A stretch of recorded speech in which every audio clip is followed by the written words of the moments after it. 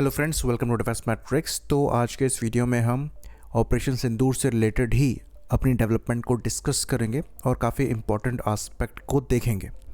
तो डीआरडीओ द्वारा maiden flight trial conduct कराए गए हैं tactical advance range augmentation weapon के, जिसको डीआरडीओ तारा भी कहा जाता है।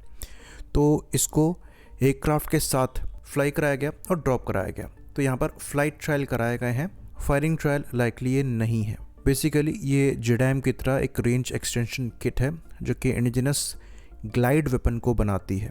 यहाँ पर जो रेंज है वैसे तो पब्लिक डोमेन में नहीं मेंशन करी गई है, पर 50 से 70 किलोमीटर तक रीच कर सकती है। तो इसको जैगुआर से टेस्ट किया गया है, देखने में ये जैगुआर ही लग रहा है और ये काफ़ी इंपॉर्टेंट डेवलपमेंट है क्योंकि फ्यूचर में जो रिक्वायरमेंट है, इवन प्रेजेंट में जो रिक्वायरमेंट है, ये स्टैंड ऑफ वेपन्स की ही हो गई है और कॉस्ट इफेक्टिवनेस यहाँ पर लाने के लिए आपको ये ग्लाइडिंग किट की रिक्वायरमेंट होगी। प्रिसीजन भी यहाँ पर चाहिए, कॉस्ट इफेक्टिवनेस भी चाहिए और स्टैंड ऑफ रेंज भी चाहिए। तो ये चीज़ हमने ऑपरेशन सिंदूर में देखी थी कि जो पाकिस्तानी एयर डिफेंस कवर है उससे बाहर रहते हुए ही हम अपने वेपन्स को पाकिस्तान के टारगेट्स पर लॉन्च कर पा रहे थे और टारगेट्स को प्रिसाइजली अटैक कर पा रहे थे, जो कैपेबिलिटी पाकिस्तान लैक करता है, जिसकी वजह से डिसाइसिव विक्ट्री हमें यहाँ पर मिली थी। जब एयरफोर्स की बात आती है तो ज़्यादातर लोग एयर टू एयर कॉम्बैट की बात करते हैं, एयर टू एयर वेपन को डिस्कस करते हैं, रडार्स को डिस्कस करते हैं, जैमिंग को डिस्कस करते हैं, लेकिन भूल जाते हैं कि एयरफोर्स के ज़्यादातर ऑपरेशंस जो हैं ये एयर टू सरफेस होते हैं और वहाँ पर इनकी सक्सेस ग्राउंड सक्सेस को डिफाइन करती है। अभी यूएस, इजराइल और ईरान के कॉन्फ्लिक्ट में यही चीज़ हमने देखी है। पूरी तरीके से इजराइल और यूएस ईरानियन एयर स्पेस को डोमिनेट कर रहे थे, जिसकी वजह से वो पूरे ईरान में घूम घूम कर जहाँ से भी बैलिस्टिक मिसाइल लॉन्च हो रही थी उनको टारगेट कर रहे थे। साथ में जो इनके लिए इम्पॉर्टेंट साइट्स हैं उनको भी निशाना बना रहे थे और वो इसलिए कर पाए थे क्योंकि इनकी साइट से जो सीड और डेड ऑपरेशंस हैं ये इफेक्टिवली चलाए गए थे इनकी स्टैंड ऑफ कैपेबिलिटीज़ की वजह से। तो हम ज़रूर कंप्लेन करते हैं कि इंडियन एयरफोर्स को अपनी एयर टू एयर कैपेबिलिटी पर काम करना चाहिए, बीवीआर कैपेबिलिटी को इम्प्रूव करना चाहिए, स्टेल्थ एयरक्राफ्ट को लेकर आना चाहिए, ईडब्ल्यू कैपेबिलिटी को इम्प्रूव करना चाहिए। पर एक चीज़ में हमें इंडियन एयरफोर्स की तारीफ़ करनी पड़ेगी कि इंडियन एयरफोर्स ने एयर टू सरफेस कैपेबिलिटी में बहुत ज़्यादा काम किया है। इंडियन एयरफोर्स जितनी तेज़ी से अपने आप को ट्रांसफॉर्म कर रही है स्टैंड ऑफ वेपन्स के साथ, वो काफ़ी इम्प्रेसिव है। आप यहाँ पर पिछले कुछ सालों में ट्रेंड को देखेंगे तो जिस तरीके के वेपन्स एयरफोर्स टेस्ट कर रही है, चाहे ये डोमेस्टिक हो चाहे इम्पोर्टेड हो, ये सब स्टैंड ऑफ वेपन्स हैं और सारे डिफरेंट टाइप्स के हैं, डिफरेंट रेंजेस के हैं। चाहे यहाँ पर ब्रह्मोस की बात कर लें, चाहे हम यहाँ पर स्कैल्प की बात कर लें, उसके बाद रॉक्स की बात कर लें, रैम्पेज की बात कर लें, अब बात आ रही है गोल्डन होराइजन मिसाइल के बारे में भी। उसके बाद फिर रुद्रम सीरीज़ की मिसाइल्स हम खुद टेस्ट कर रहे हैं।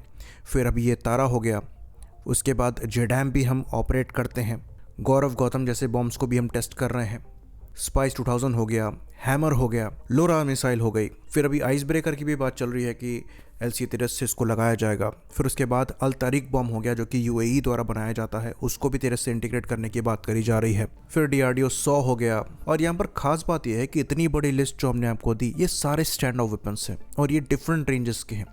ये आपको 50 से 100 किलोमीटर, 200 किलोमीटर, 500 किलोमीटर, 1000 किलोमीटर तक की रेंज वाले मिलेंगे। इवन यहाँ पर कई ऐसे वेपन्स हैं जिनकी टेस्टिंग हो गई है और ये ऑपरेशनल भी हो गए हैं, हमें इसके बारे में पता ही नहीं है। अभी कुछ ही दिनों पहले एल्बिट सिस्टम ने एक वीडियो रिलीज किया था जहाँ पर वो अपनी रेस्ट रेंज एक्सटेंशन किट को दिखा रहे थे और उस वीडियो में खास बात ये थी कि वहाँ पर जो टेस्टिंग है ये इंडियन एयरफोर्स के जैगुआर से करी जा रही थी, यानी कि वो वेपन इंडियन एयरफोर्स ने टेस्ट भी किया है और लाइकली सर्विस में भी होगा। और एक और चीज़ हम यहाँ पर ऐड करते हैं कि ऐसा नहीं है कि ये वेपन्स सर्विस में है तो Su-30M क्या ही फायर कर सकता है, इसको फ्लीट वाइड इम्प्लीमेंट किया जा रहा है।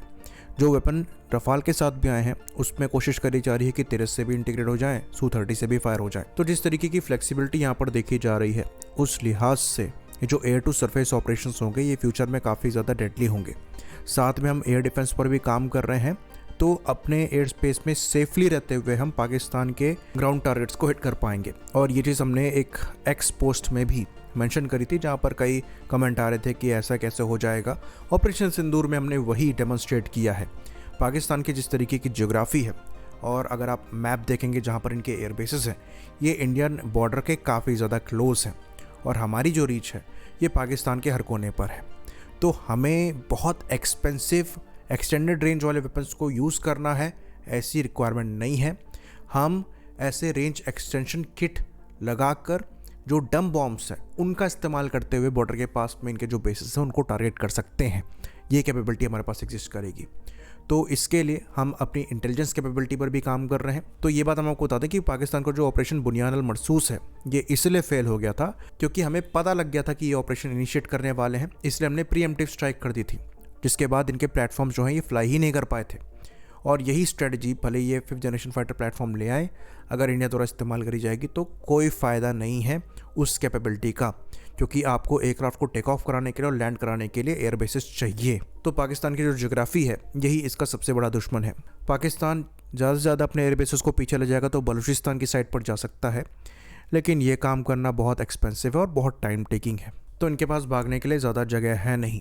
पहले ये अफ़गानिस्तान में इसलिए घुसना चाहते थे ताकि ज़रूरत पड़ने पर ये अफ़गानिस्तान को भी इस्तेमाल कर पाएँ, लेकिन अब जैसी सिचुएशन बन गई है वो ऑप्शन भी अब इनके हाथ से जा चुका है।